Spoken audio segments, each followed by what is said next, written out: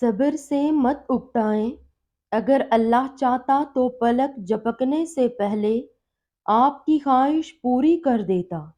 اس سے آپ کی امید اور فکر کے آنسو پوشیدہ نہیں۔ وہ آپ کی حالت کو ٹھیک کرنے سے عاجز نہیں ہے، لیکن وہ ان لوگوں سے محبت کرتا ہے جو بار بار دعا مانگتے رہتے ہیں۔ دیکھو، آج اگر زندگی مشکل ہے تو کل کی آسانی کا وعدہ بھی اللہ نے کیا ہے۔ اللہ سے مانگو، خوب مانگو، وہ تمہیں بہت جلد امید سے بڑھ کر نوازے گا۔ قرآن کہتا ہے، دلوں کے حال تم سے بہتر تمہارا اللہ جانتا ہے۔ تمہارے خاموش سجدے اور تمہاری انکہی باتیں اللہ کے ہاں بہت خاص مقام رکھتی ہیں۔ وقت گزرتا ہے اور گزرتا چلا جاتا ہے۔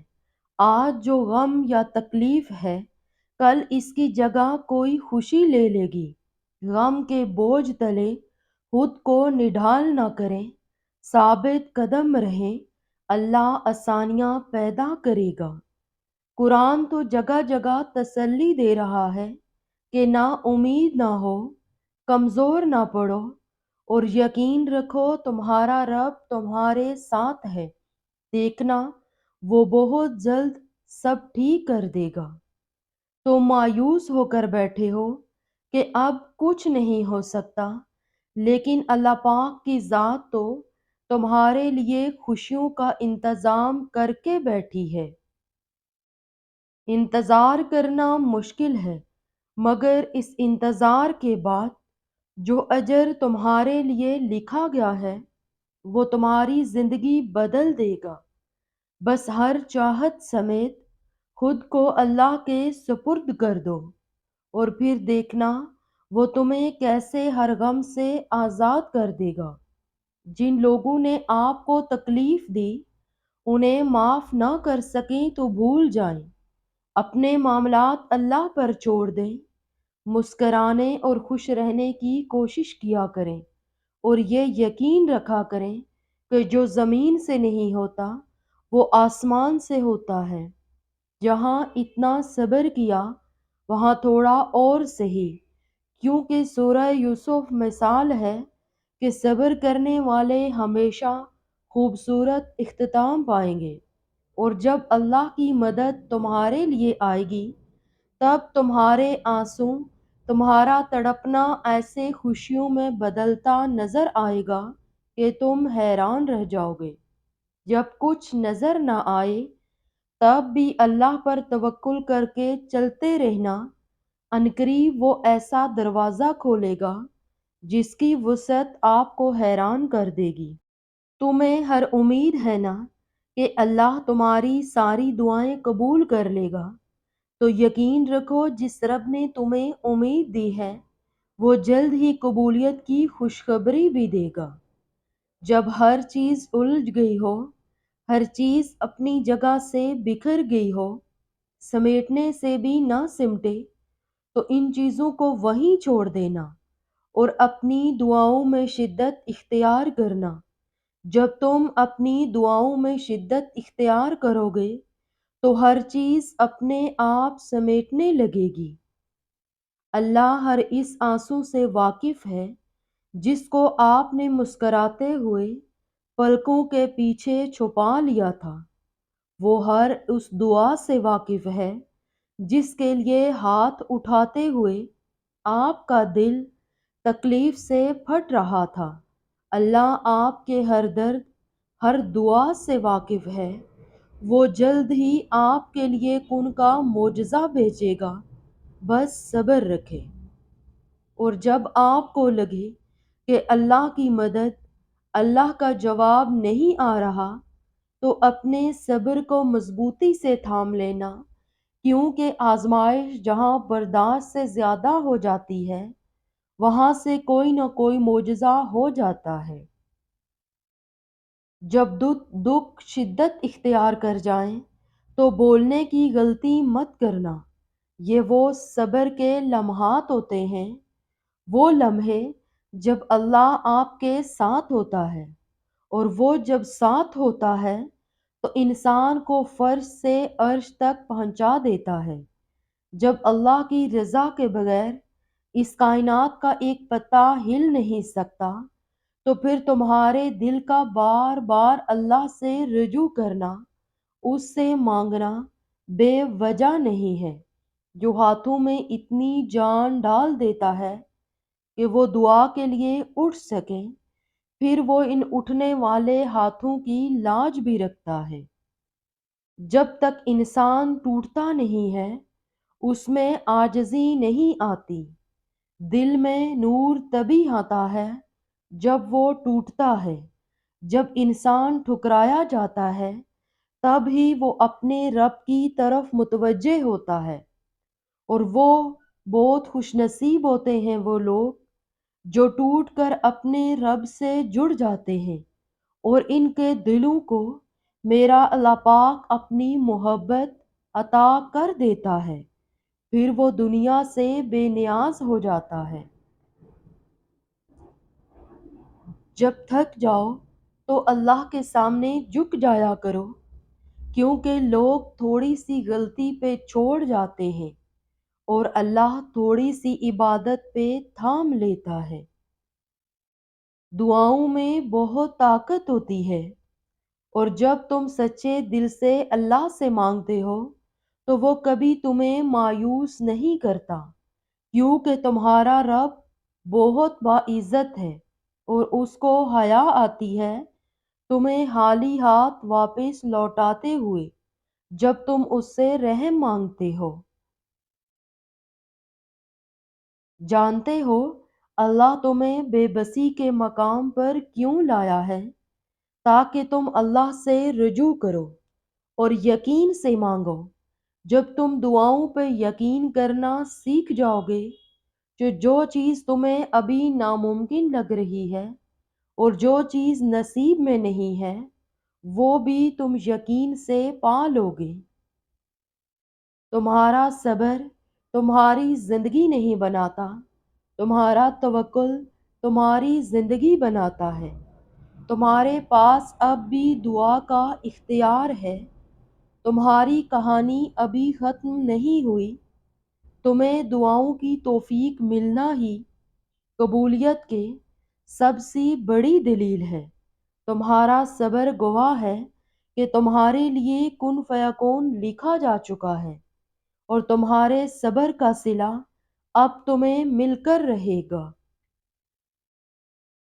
صبر میں شکوہ نہیں ہوتا، بس خاموشی ہوتی ہے، اور اس خاموشی کا شور صرف اللہ ہی سنتا ہے، اور وہ فرماتا ہے یہ سختی بس کچھ ہی وقت کی بات ہے، صبر کر لو، میں صبر کرنے والوں کو ان کے گمان سے بڑھ کر عطا کرتا ہوں۔ اللہ کی محبت اتنی خاص ہے کہ اگر انسان جائے نماز پر صرف سر جھکا کر بیٹھا رہے، کچھ نہ بھی بولے، تب بھی وہ رب کچھ لمحوں بعد ایسا سکون بندے کے دل میں اتار دیتا ہے، لگتا ہے جیسے اس رب نے پریشان دل کو سمجھا دیا ہو کہ میرے بندے نا امید نہ ہو، میں سب ٹھیک کر دوں گا۔ اللہ کی طرف سے کی گئی دیر میں کتنی خیر ہے، یہ تمہیں تب سمجھ آئے گا جب یہ صبر کے اشک بار سجدے شکر کے سجدوں میں بدل جائیں گے، اور اس وقت تم کانپتے لبوں سے اس کے المجیب قبول کرنے والا ہونے کی گواہی دو گے۔ یہ دل اس کی محبت سے پھٹنے لگے گا اور اپنی قسمت پر تمہیں رشک آئے گا۔ جو کہانی تہجد تک پہنچ جاتی ہے پھر وہ کہانی ادھوری نہیں رہتی۔ چاہت سے نصیب تک کا جو فاصلہ ہے وہ بس ایک دعا ہے۔ تہجد میں بہنے والا ہر آنسو اللہ سے کن کہنے کی سفارش کرتا ہے، اور جن دعاؤں میں صدقے دل ہو وہ دعائیں عرش تک جاتی ہیں، اور جن دعاؤں میں صبر شامل ہو وہ رب کی رحمت پا جاتی ہیں۔ تم بھی مانگو، اسی سے مانگو جس کے در سے جھولیاں خالی نہیں جاتی، وہی عطا فرمائے گا تمہیں بھی جس کی فطرت ہی رحمان کہلاتی ہے۔ صبر رکھو، یقین رکھو، یہ آزمائش ہے، چند گھڑیوں کی مہمان۔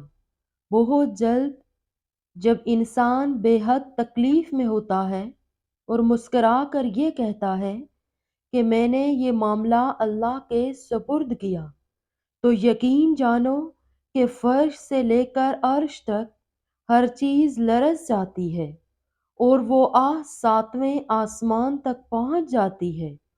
جب معاملہ اللہ کے سپرد کر دیا جائے تو ظالم بچ نہیں سکتا۔